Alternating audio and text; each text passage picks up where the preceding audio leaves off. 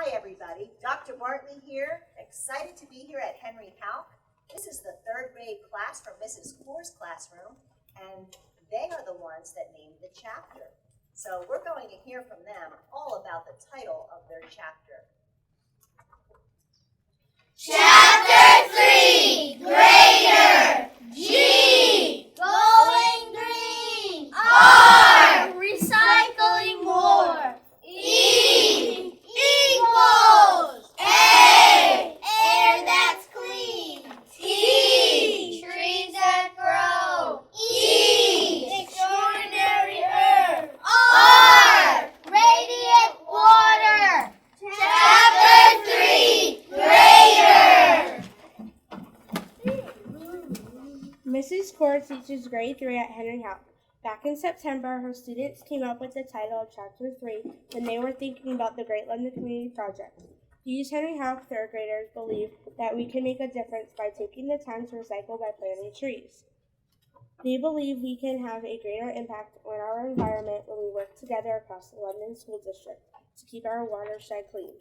There are a lot of students and teachers in the London School District who agree with them. So does the mayor. Let's make it happen! Spicy Freddy was frolicking in the quiddy, splashing about, enjoying the refreshing water. The creek was clear and swift, and Freddy couldn't have been happier because just yesterday, the mayor, the superintendent, teachers and principals, and lots of their kids and parents took part in the first GLCP cleanup. Freddy watched the humans pull all kinds of trash and items that were rusting away, clogging up the waterway. According to Colin and Kenyon, both fifth graders from Henry Houck, 2 parking meters, a car muffler, lots of steel pipes, a metal car wheel, bicycle handles, a chain, a shopping cart, and a VCR were taken out of the creek on that chilly October morning. Jocelyn, one of their classmates, determined that 1,390 pounds of trash and recyclables were collected that morning. What a difference it makes when the trash is removed, not only to Freddy and the other animals in the area, but to the region. Trash in the quiddy could make its way all the way to the ocean, as we learned from reading Joel Harper's story, because the quiddy is part of the Chesapeake watershed. Freddy was enjoying himself that day in the clean water. It was not long until he began to hear a familiar tune, and he had some company.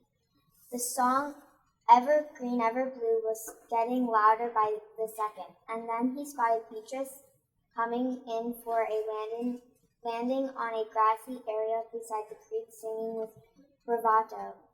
Beatrice laughed and said, "Hey Freddy, how are you doing? I just cannot get that song out of my head. I just got back from a little trip around the area.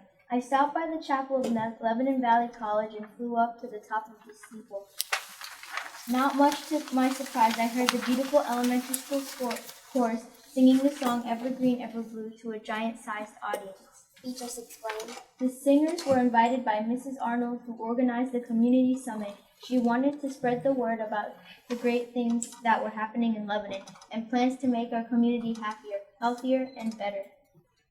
Freddy listened attentively as Beatrice continued. And you know what? The kids got a standing ovation. The students couldn't stop clapping. Dr. Bartley and Mayor Capello heard everyone say that these kids were terrific, and they are starting a grassroots movement. Freddy responded back. Wow, what a project. And you know what else? You should have seen what the kids collected. Lots of trash and hundreds of disgusting cigarette butts. Glad those disgusting, stinky things are out of here. I have a lot more freedom in my habitat now. With a look of joy and autism, Freddy proclaimed, Things are moving along in the right direction around here. Don't you think, Beatrice? "Yep," said Beatrice, flapping her wings. Just then another monarch landed next to Beatrice, fluttering fiercely. Beatrice, come on, we have to say goodbye, He said urgently. Don't you feel the chill in the air? If we don't get out of here soon, we aren't going to make it. Who is that? Asked Freddy. Oh, that's my friend Benson. We met up at the garden that Mrs. Templin planted with some middle school kids. We plan to travel together, said Beatrice. What, are you taking a vacation without me? Don't you want to hang with your old pal Freddy anymore? Asked Freddy. What am I, chopped liver? Oh no, that's not it at all, Freddy. We have to make our annual migration. Beatrice explained. We have to fly all the way from here to Mexico within the next month or so. Wow, that's a long trip. That's about 2,000 miles. Freddie responded.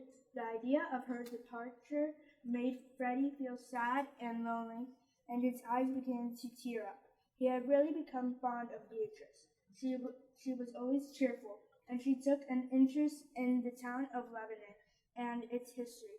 Beatrice also began to cry. She did not want to leave her friend, but she knew that the survival of her species depended on her migration. Benson nudged Beatrice, and they took off, heading south.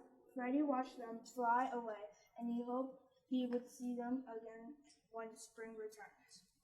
The journey of Beatrice and Benson started out just fine. They left on a beautiful day, and the sun was shining. Believe it or not, the delicate monarch butterfly can fly up to 100 miles a day. As they began their journey, they raced through Pennsylvania and Maryland and over Washington, D.C. At the end of the third day, at the insistence of Beatrice, they stopped on the beautiful grounds of Thomas Jefferson's historic Virginia home called Monticello. Thomas Jefferson, who was the third president of the United States of America, lived here about 200 years ago. Benson asked Beatrice why this place looked so familiar. Beatrice said, Well, you've probably seen pictures of it in history books at the Lebanon Public Library, or maybe you've seen it on the back of a nickel. Here, look. Beatrice pulled a nickel out of her purse and showed Benson. On the front of the nickel is Thomas Jefferson. Flip it over and you will see Monticello on the back. Benson was impressed with her knowledge, and he was excited about being there. After touring the inside of Monticello, they stopped at the flower and herb gardens on the grounds, where they had plenty of nectar to eat. They found a great place to sleep on a giant oak tree, and when they awoke, they were well rested and eager to begin day 4 of their journey. Beatrice and Benson both knew it would not be long until the warm fall days would turn into the perilous winter in the United States, sometimes even reaching into the deep South. They left Virginia and flew into North Carolina. They followed the route of Interstate 95, which seems to take forever. To pass the time and the monotony of the trip, Benson started to read a series of billboards on the side of the road below them. He was curious. One of them said, Caliente, south of the border. I think we should check this place out, said Benson.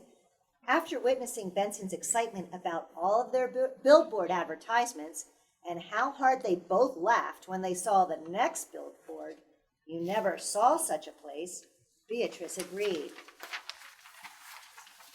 Yes, let's stop there. Exclaimed Beatrice. They pushed extra hard, covering 313 miles within 3 days, and they finally stopped at this place that was hustling and bustling with business. "You never saw such a place. You're always a wiener at Pedro's, south of the border 10 miles. The monarchs wandered around the area, looking at all of the attractions. They even went on a few amusement park rides and played miniature golf. They had a great time. They both were convinced that they must be in Disneyland because they had heard all about Disney from kids they met when they were in Lebanon. As the evening approached, they decided to make their home in the brim of a giant-sized statue of a man wearing a sombrero who was holding a sign that said, "South of the border." Beatrice asked. Do you think this will be safe? Benson replied. I think so. Staying inside the sombrero would be one for the memory books someday. They took shelter inside the sombrero, thinking that it would block the wind. It was later that night when Beatrice and Benson ran into real trouble. A cold snap had suddenly struck the south. It became windy, bitter cold, and mighty uncomfortable. Beatrice and Benson both felt tired and weak because they had to hang onto the inside of the sombrero with all their might just so they wouldn't be blown away and perish. Beatrice began to cry and Benson comforted her. Don't shed tears, Beatrice. You'll be alright. You don't want to use up all your energy. Beatrice and Benson huddled together, hanging on for dear life. Then, talk about bad luck. Their worst nightmare revealed itself. They discovered that they were sharing their shelter with a group of creepy bats. A bat swooped down and landed right beside them. Bats like to eat insects. Beatrice and Benson thought for sure that they were going to be somebody's lunch. Thinking their lives were over and feeling petrified, they both fainted as the wings of a bat wrapped around them. Everything went black. Minutes passed. No noise, no light, not a sound. Hey, wake up. Come on, you two. I'm not going to eat you, said an unknown, scratchy voice. As Beatrice started to revive, she felt a nice warm furry coat around her. I guess I'm not dead yet. She thought. Hey, I'm feeling something soft and warm, as if there's a protective blanket over top of us. I'm not a blanket, but my body is soft and I am trying to protect it, said the scratchy voice. Let me introduce myself. My name's Andy, short for Vampire. Benson and Beatrice looked at each other, both too afraid to speak. Vampy continued. I'm not really going to eat you. Your red colors are an important clue for me. They tell me that you are poisonous. If I ate you, I'd be in deep trouble. I'd get sick and maybe fall over dead. So I don't want to eat you. I'm really just trying to help you out. You could freeze tonight. Beatrice responded. Your furry body is a nice blanket for us. Thank you, Vampy, for choosing not to eat us and not kicking us out of the sombrero. Then she continued. I remember hearing from my mom that we monarchs are protected from predators.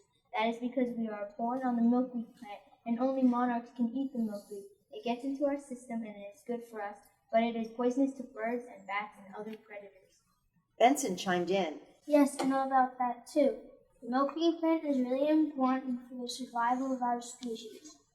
As a matter of fact, over the past 4 or 5 years, it is becoming harder for monarchs to survive because we are not able to find as many milkweed pod plants. That is where we like to lay our eggs. There just aren't as many milkweed plants around nowadays. Vampy agreed. Yes, with the progress of humans, sometimes we animals have a tough time. There are fewer trees and hidden caves for my fellow bats to use for building our homes. Why do you think we're living inside this sombrero? And then we have other problems too, such as strange diseases that strike, but we don't know how to avoid them. Anyway, continued Vampy, I've been reading up on monarchs and the milkweed pod. I know that your species is facing some trouble, and that's why I want to help you. It's important that you migrate and reach your destination in Mexico. I also have seen the humans taking down fields that contain milkweed plants to add more parking lots and houses. They think that milkweed pods are a little more than weeds. Some people just don't understand the ecosystem. Vampy and the monarchs chatted for a little while, and they seemed to get along marvelously. They talked about a lot of things. Beatrice and Benson told Vampy all about the kids in Lebanon, the Great Lebanon Community Project, and the time that Freddy the Fish rode his bike to Alumni Stadium. Vampy told the monarchs all about Disneyland in Florida because he had been there at least 3 times, and finally convinced them that they were not in Disneyland, they were just south of the border. Vampy explained that south of the border was just a stop along the way from north to south. He told them that south of the border was a fun place for travelers to stop, but that no one really stays there too long. As the night progressed, the monarchs fell into a deep sleep.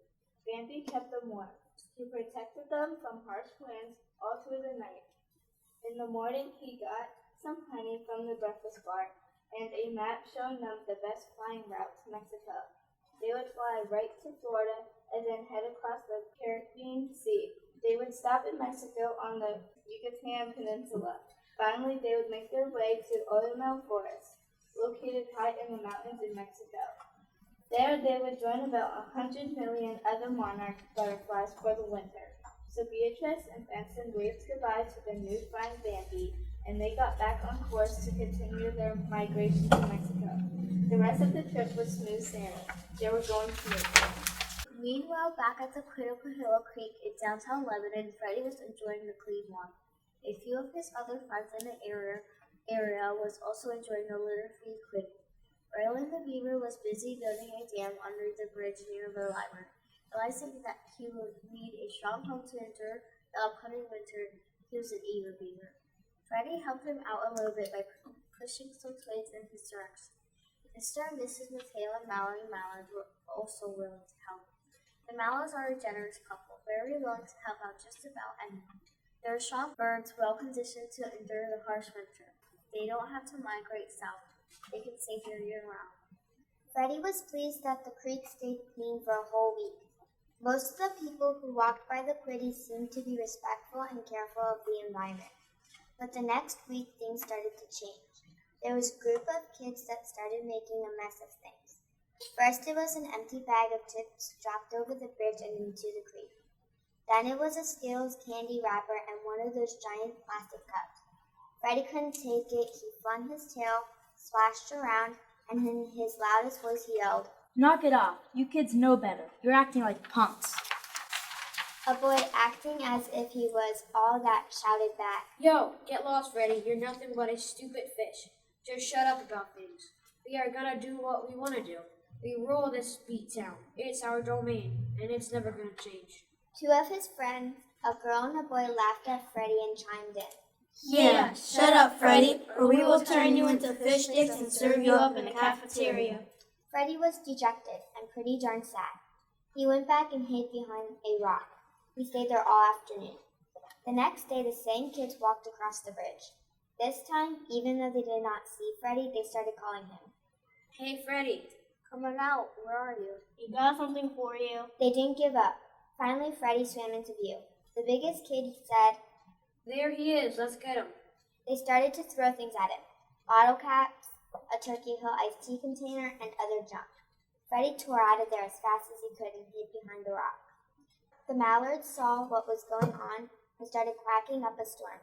The kids were acting as if everything was a joke, and they finally lost interest and left. December came. Freddy's hopes of a clean Quiddy and an evergreen, ever-blue world that everyone had been singing about faded. He was discouraged, afraid, and depressed. He wanted to know what happened to all of the good intentions that everyone had at the beginning of the year. The bullies walked by the creek every day, and carelessly they threw their trash around the area. Sometimes they even threw in glass bottles. Then, one day in the middle of December, the weather turned bad. It was very, very cold, and it was sleepy. As the bullies came toward the bridge, they were horseplaying, and one of the smaller kids accidentally pushed the biggest boy into the creek. The bully was in the water, and he was in bad shape. He struck a sharp piece of glass from a broken bottle, and blood was dripping down his face. His two smaller kids were not interested in helping the bully. Deep down, they really didn't like him. They just associated with him because he was powerful, and they thought no one would pick on them when he was around. When they saw him in the water, they ran as fast as they could down the street and disappeared into a nearby neighborhood. Freddy saw the whole thing happen. Freddy could have said to himself, Good, he got what he deserved. but he didn't. He knew the boy was in trouble. He called on his friends, Mateo and Mallard, Raylan the Beaver, and Freddy surrounded the boy, and with all their might, they pushed him over the water's edge. They got his head and face out of the water and got him to a safe spot so he can recover. The boy looked at Freddy in the eye and said, Thank you for helping me. Right then, it was evident that the bully had a change of heart because Freddy could see the tear that formed in the corner of his eye. I am sorry. I will never hurt you. Make fun of you or trash your creek tank. I promise, Freddy. I will take good on my word. Freddy said, I will hold you to it. You can be a leader in a good way, you know. The little kids look up to you. They copy what you do. They will do the right thing if you show them how. The boy said. Yes, I know. I will change my ways. From then on, the boy became one of the biggest advocates of the Great Lebanon Community Project, GLCP. He volunteered to work with Mr. Hartman from the Buildings and Groups Department for the Lebanon School District. The boy learned how to use power tools and how to take pride in his work. He taught other students how to build wooden cases to protect the cedar trees that were planted at each of the buildings in the district. The wooden cases surrounded the seedlings, ensuring the maintenance crews would protect them when they were plowing for snow in the winter. So, the once upon a time trash-throwing bully became someone who other kids and adults could really respect and look up to. He has begun to make lives better for fish, for animals, for trees, for nature, and most importantly, for people. So this is the wonderful group of fifth graders. Most of them are student council members from Henry Houck. They did the research on milkweed pods, on the migration of the butterfly. They created some ideas about the bullies and about the bat, and they really helped me put the story together. So I'm very proud of them, and let's hear each of them introduce their name, and they'll tell you what part they read. My name is Aggie, and I was a narrator. My name is Tiffany, and I was a narrator. Hey yo, my name is Mateo, and I was Freddy the Fish. Hi, I'm Kaylana, and I was Beatrice the Butterfly. My name is Colin, and I was Benson the Butterfly. My name is Madison, and I was a narrator. My name is Aiden, and I was Vampy the Bat. My name is Tiana, and I was a narrator. My name is Kay, and I was a bully. My name is Kamai, and I was a big bully. My name is Crystal, and I was a narrator and a bully. My name is Jasmine, and I was a bully and a narrator. My name's Elizabeth, and I was a narrator. My name's Selena, and I was a narrator. And we missed one student, and his name is William. William Figueroa did a lot of research. He did a lot of the narration, but he was out sick today, so we didn't want to forget about William. He was a big help to our group. Thank you, everybody. We hope you like Chapter 3. The next thing that's happening is I'm going to Harding, and we're working on Chapter 4. So, what do you say, kids? Okay. Thank you.